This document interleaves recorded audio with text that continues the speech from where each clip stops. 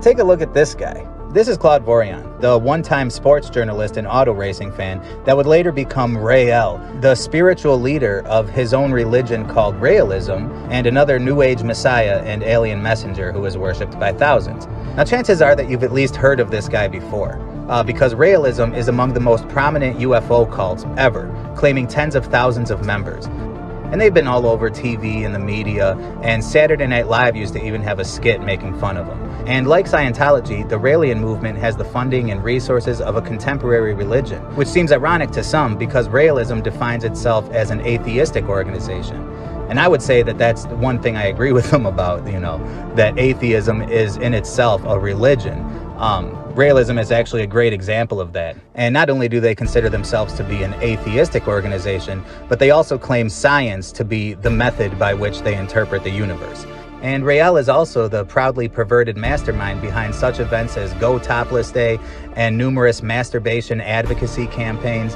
And his cult is just obsessed with sex and with the public exhibition of it. And you can't have sex all day without making some babies in the process. And that's why Raëlians are also staunch advocates of abortion. And they promote and contribute to causes like gay pride parades and transgender programs. And they campaign for things like condom vending machines in high schools. And they protest against things like pro-life rallies. And so to put it plainly, Raëlism fits right in with our society, now more than ever. And to the uninitiated mind, the Raëlian movement would seem to be just a bunch of fun-loving, progressive hippies who just want to make love and not war, and happen to believe in aliens. But that's not to say they haven't had their fair share of public notoriety and criticism. Raël, you are recognized to testify for 5 minutes. Thank you, Mr. Chairman, for inviting me.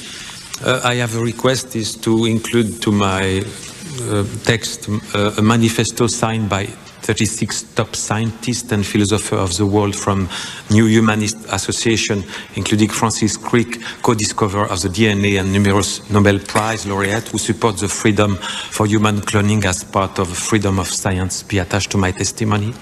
That objection will be included in the record. Thank you, Mr. Chairman. I wish to dedicate my testimony to Giordano Bruno, who was burned alive 4 centuries ago, sentenced to the death penalty by the Catholic Church for saying that there was life on other planets. Why did I ask Brigitte Boisselier to create the first human company in America? Because as the country of freedom, you have a constitution which should be a model for the whole world. And the most wonderful jewel of your system, the Supreme Court, which guarantees the respect of your constitution and the freedom of your citizens against your own government and lawmakers. I'm quite confident that even if human cloning was banned, the Supreme Court of America would cancel this law as unconstitutional as they did for IVF.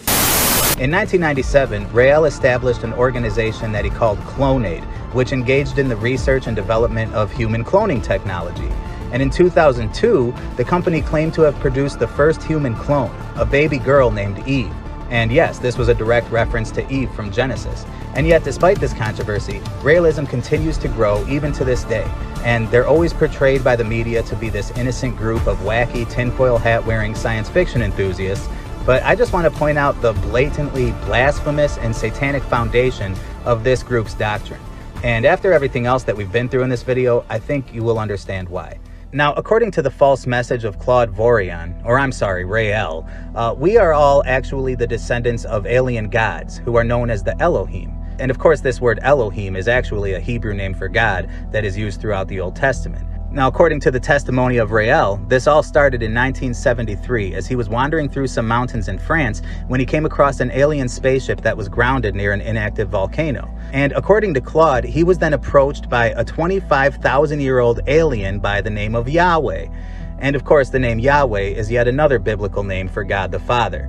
And then, in a scene ripped straight from Star Wars, Yahweh goes on to reveal his true identity, proclaiming himself to be Claude's biological father. And this is a revelation that would immediately elevate Vorilhon from a modest sports writer and automobile enthusiast to a biological son of God. And according to Raël, this miraculous encounter would only be the first in an ongoing relationship, which he maintained with his alien dad and his Elohim cousins. And at some point, he was instructed to change his name to Raël. because Claude just is not a fitting name for the Messiah. And in the religion of Raëlism, he is accepted by his followers to be the true Son of God. And as such, his words and writings are regarded as authoritative scripture. And now, in the midst of all this biblical terminology, you might be wondering where Jesus fits into this picture. But unsurprisingly, Raëlism has an answer for that too. You see, as it turns out, Jesus Christ himself was yet another alien prophet sent to earth by the Elohim, along with Moses, Elijah, Ezekiel, Buddha, John the Baptist, Muhammad, and even Joseph Smith. And by the account of Claude Vorilhon, he is the 40th and final prophet of the Elohim. And if you've been paying attention, then you would have noted by now that this use of biblical terminology is really prevalent within these New Age religions. And it's kind of weird because these magicians and sorcerers seem to look at the Bible as if it's another magical oracle and attempting to decipher the scriptures through an occult lens. And by the way, this is what mystery Babylonian teaching is all about. But I really think that Raëlism takes blasphemy to a whole nother level within the realm of these UFO cults, because the entire philosophy is just a distortion of scriptures that have been cherry-picked directly from the Bible. For example, according to the theology of Raëlism, the Garden of Eden from Genesis 1 is said to be an alien scientific laboratory, probably not too different from Raël's clonate facility. And instead of Lucifer appearing to Eve and tempting her to eat of the forbidden fruit, according to Raëlism, Lucifer was yet another alien who led a group of scientists in a genetic engineering lab to study this created man's behavior. And the biblical fall of man was actually just the result of Lucifer telling the creation the truth about their existence. And this is a common perspective in Gnostic and occult literature, by the way, to present the character of Lucifer as an empathetic and heroic figure. And then Raël goes on to teach that Noah's Ark was actually a giant spaceship that was lifted up above Earth and used to preserve and store the genetic material that was later used to resurrect animals through cloning. Raëlians do acknowledge the occurrence of the Great Flood, but they explain it to be the byproduct of an atomic missile explosion that the alien Elohim sent. And Raëlians even have their own disturbing version of the biblical end times, one in which the third temple described in Revelation must be built in or near Jerusalem.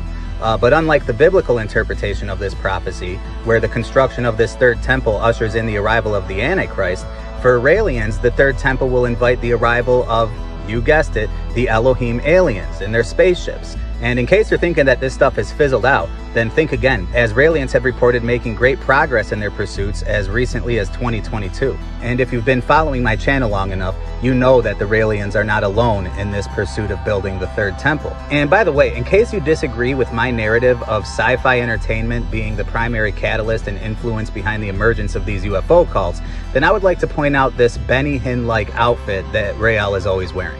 It's like a Halloween costume that was designed to reflect all of the corniest and most cliche elements of science fiction.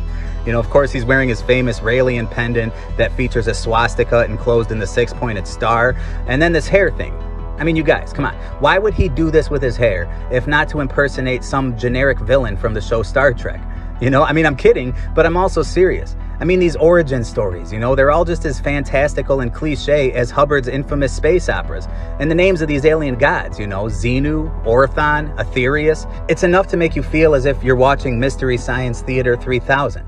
On the planet Semar, far within the Mufin galaxy, a decontrolled robot assassinated the omnipotent Balazar, who is known to possess the most brilliant mind in the universe. So powerful was Balazar's genius that as he lay dying, his brain ordered built a mechanism which would keep it alive even though his body was destroyed. And now Balazar's brain seeks universal conquest. The Council now is deciding what must be done.